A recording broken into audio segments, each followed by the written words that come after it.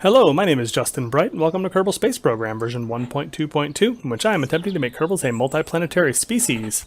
So there has been some updates lately to Rover Dude's MKS, and there's another mod that I added that I wanted to show you. So we have here cryogenic engines. So I found that I was having a real bit of trouble in kind of the mid-range of items in between regular LFO chemical rockets and nuclear engines. And so I picked up Nertia's cryo engines because it's one of my favorites, and I've been trying to not complicate my install, I guess, by adding all kinds of crazy part mods, but I adore these cryogenic engines. So you'll see these are really efficient rockets that have a whole range of uses. So there's both boosters, surface boosters, as well as orbital maneuvering rockets. But the big key is that they use liquid hydrogen instead of LFO, and they require cryogenic containers to keep their fuel from boiling off. So there's a little bit of extra work that you have to do to make these things, to use these, but they're so great because look at that, 385 to 422 engine ISP. It's offset a little bit by the extra tank mass because LH2, liquid hydrogen, is way less dense of a fuel than quote-unquote liquid fuel, which I think is loosely based on RP0. So it's not very dense, so you have to have a lot of extra tank mass, but I feel like that kind of evens out for the types of applications that I have in mind. And we have a whole backlog of these to pick up in the 1.25, 2.5. Here's some of the tanks. They're incredibly expensive to pick up. But these hydrogen tanks allow you, they have a cooling cost is what they have, so they cost electric charge to keep your stuff from boiling off. And so we have engines in the 1.25, 2.5, and I know there's some that are in the 3.75 form factor, but I'm not sure that I have any unlocked yet. So we get the Odin, the Mars, and the Yucatan. I think that's the 3.75. One of these, I think, is. But yeah, one way or the other. Love those rockets. Love those engines. So we are going to be using those. And that's something that I think we're going to get a lot of use out of going to and from Duna.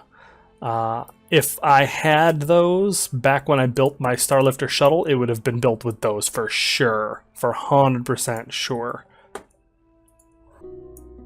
All right, speaking of shuttles, we have here the fast shuttle, which is coming in hot towards the sphere of influence of Minmus. So let's go ahead. I can kill this alarm clock node. Let's take a look, see how we're doing. Supplies expired. Well, we'll be here soon, so I think that should be fine. I have no idea how much time they have left. It's probably not good. All right, here we are. So my idea here is that I have about a tremendous amount of fuel left, so I could probably make my rendezvous just like this, but I don't think that's actually necessary. So we are going to come in a little bit.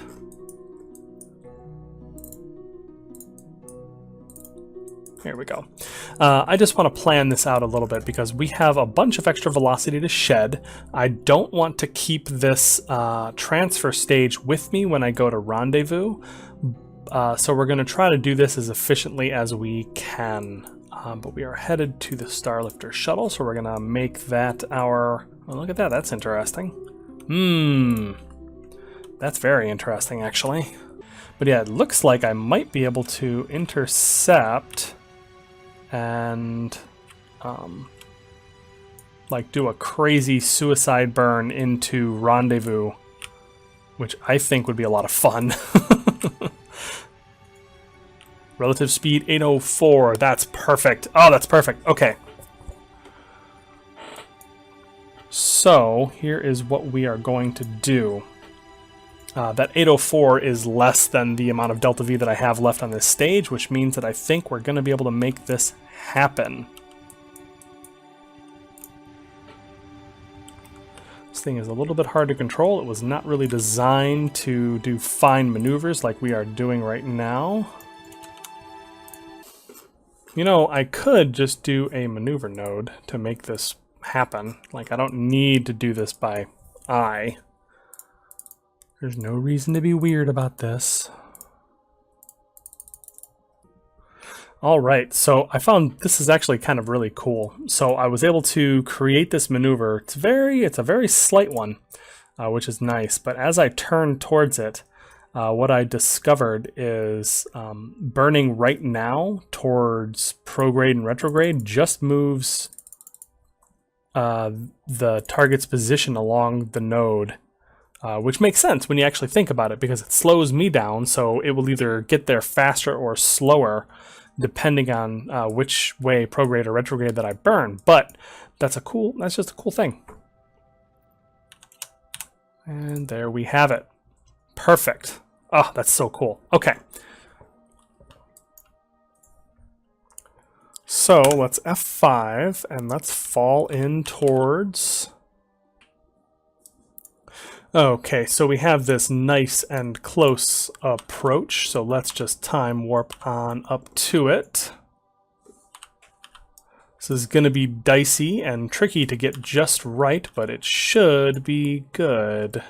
Theoretically, maybe, sort of. Alright, so we have a couple more. The estimated burn is about 40 seconds. I think I saw 58 before this thing flipped over to impact. Because we are, in fact, hurtling towards Minmus at alarming speeds. But this should not be an issue that we get into a rendezvous with the Starlifter shuttle. So let's just start burning. I think we are close enough. I am going to just tweak this just slightly so that hopefully we get a nice close approach.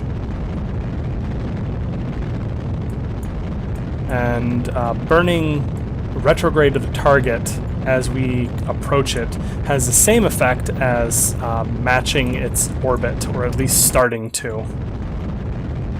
So as I get closer, we'll do this more and more a little bit, and then I'll coast a little bit, and then I'll do it a little bit more and that sort of thing until I am pretty darn close to actually having our encounter. All right.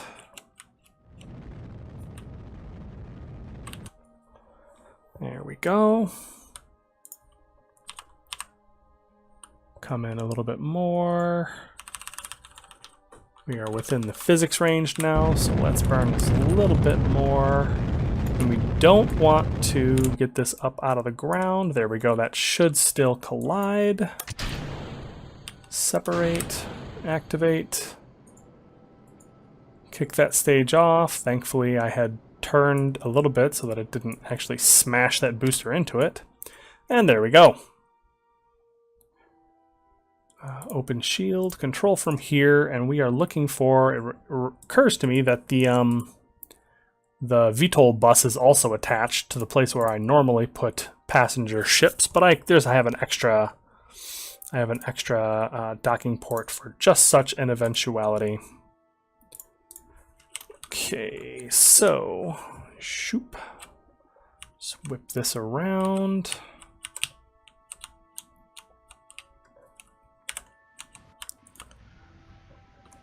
All right, so we're just going to use RCS to make the rest of our approach here. We are in no huge hurry now that we are this close. All right. So let's just make sure that we are aligned down this scope here. We are getting close to aligned on one axis.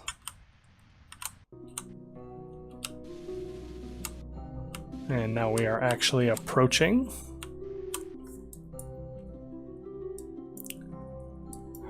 I'm gonna slide this right in, very easy. well, not easy as in this is an easy thing to do, but easy as in we are going to come in gently and definitely not smash this into this fragile habitation ring or anything like that. Okay.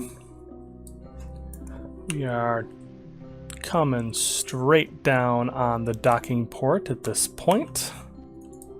Shield is open. We are ready to dock. Make sure we are aligned just right, and victory! We have our next crew module attached. We can transfer the crew into, let's see, we have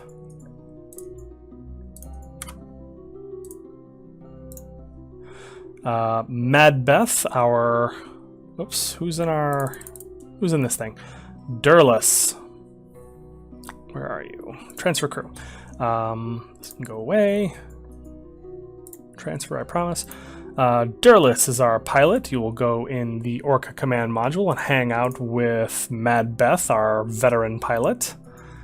We have Gersi Kerman. Gersi Kerman. Where are you, Gersi? Gersi is our engineer. And you will go... Oh, the Orca's actually full up. Cool.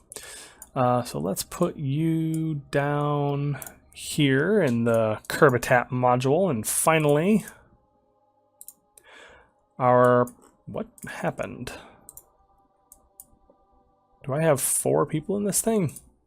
How are there 4 people in this? I must have done something wrong. Newly is an engineer as well. Yeah, I must have transferred somebody out of the Orca module. That's fine. And then Merber is our scientist. So our scientist is going to go into the science module back here and continue doing science. Stop research. Boom. 4 science a day. Beautiful. So that is that, and we are getting pretty close to being assembled for our mission to Duna. What I think I might end up doing is when I detach this, I'll probably flip this around to attach to the front so that it does not put the balance of this off center, because it definitely is at the moment. So let me actually think this through here. What else do we need before I send this group off to Duna? So we have communication satellites on the way. That'll be the Duna Comsat network. We have the descent and ascent vehicle on the way. That's one thing that is going to rendezvous with us in orbit. And actually, I could even use this if things get a little dicey. Like I could, well, maybe not. Well, it has engines and, maybe. So I'll have a spare. I was planning on using this when I get home, but this is another option. So I have a descent and an ascent vehicle. Great. I have a rover, which is also including habitation space for our Kerbals when they land, and all the science that they're going to be doing on the ground. And that also includes some supplies. This also includes supplies and habitation, which is going to keep them feeling fine for 311 days. They have a nuclear power plant for the electricity. They have 30-some years of hab and homesick time, which is obviously that's going to be fine. They may be gone for upwards of a year, so I think that the supplies that we have and the recyclers and everything else that we have is enough. I'm pretty sure. So what do we have? We have 4,660 fertilizer, and we have 4,038 supplies.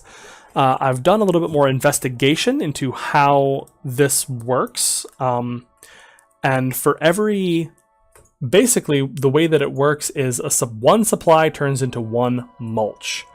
One mulch, or I think it's 10 mulch, turns into 11 supplies with the addition of one fertilizer. So we get basically as many fertilizers we have here, we get, I want to say, 10 times that much, 11 times. There's some large factor, some large multiplier that this fertilizer is going to let us have as far as more supplies. So I think this is actually going to be more than enough for the journey. This is going to be a test. This is dangerous. But based on everything that I know right now, this should work. And what else? I think that's everything I need for this Flags and Footprints mission. This is going to include all of the things that they need on site, all of the supplies and everything else that they need to do their mission and get back up to the Starlifter shuttle, which they can live in until the transfer window comes back around. So I think that's it. I think we are ready to send this off to Duna. Alright, so we're undocking the now mostly empty... Oh, you know what I needed to do first? Okay, so hold on. Let's redock this. One thing I should have done before I got all excited about this was to actually check my fuel levels. Hold on now.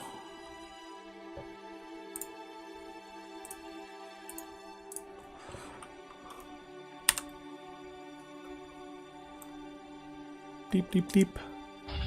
Boom. Okay. So, yeah, we are almost out of fuel if you take this whole set of vessels at face value. So, okay. Don't worry, I would have noticed that before I started actually burning. It just might have been a little bit more awkward.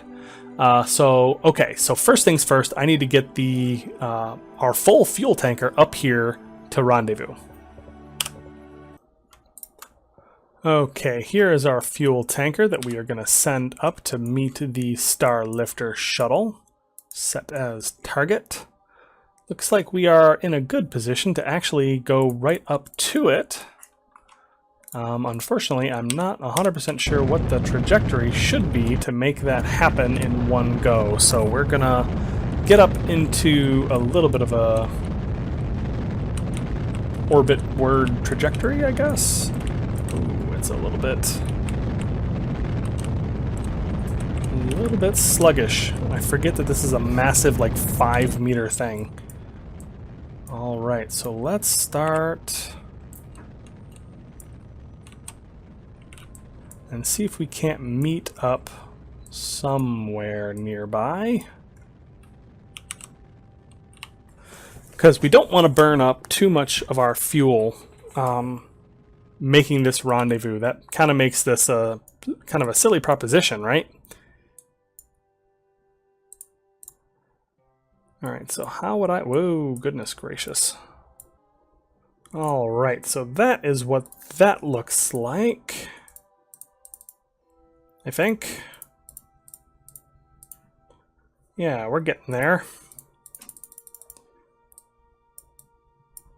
I'm just doing this in my normal sort of janky, unscientific way of just playing with the nodes until I get something that looks right. I am sure Scott Manley would be would have a much better way of doing this than I do, but this is going to get us there, so that's all I'm really worried about at the moment. 2, 1, burn! Feels much better to be burning this thing on a maneuver node, knowing that we are going the right way and making the right choices as far as getting into this rendezvous orbit, as opposed to just kind of flying dead stick, I suppose.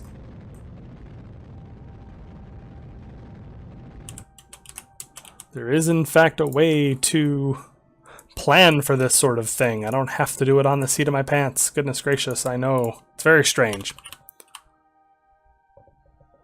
Alright, so we are flying around. So luckily we're also going to be in the sun, so that is pretty darn good.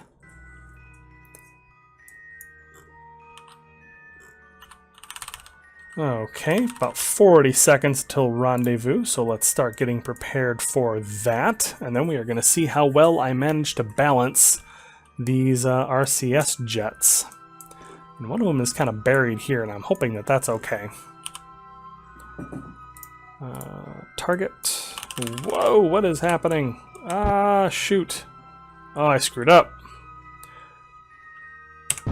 I screwed up. To the surprise of no one.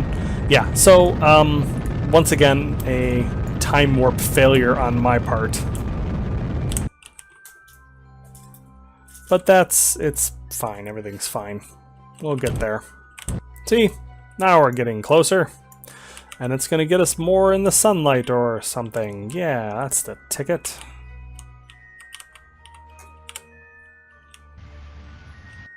Yeah, let's use RCS jets to fine-tune our trajectory, because, oops, uh-oh. There we go.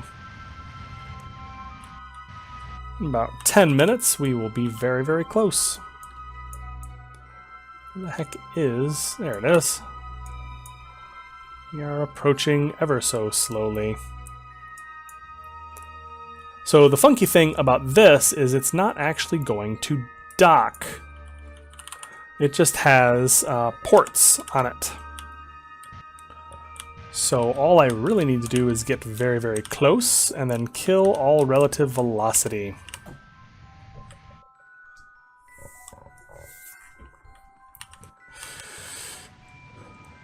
Alright, so we are moving in a little bit closer. I think we are going to save our game now. And let's turn this around as well, just to make this a little bit easier. So that costs us just a couple 100 meters per second at delta V, about 2,600 fuel, it looks like, which is pretty good.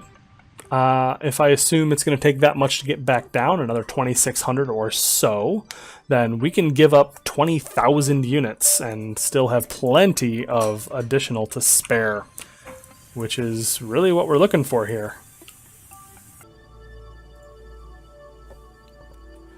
Alright, well, we are actually just about out of time for this episode, so I think I'm going to wrap it up here, and we will get the fuel tanker all hooked up and get this going in the next episode. If you enjoyed this one, please leave me a like and subscribe down below, and I will see you in the next episode.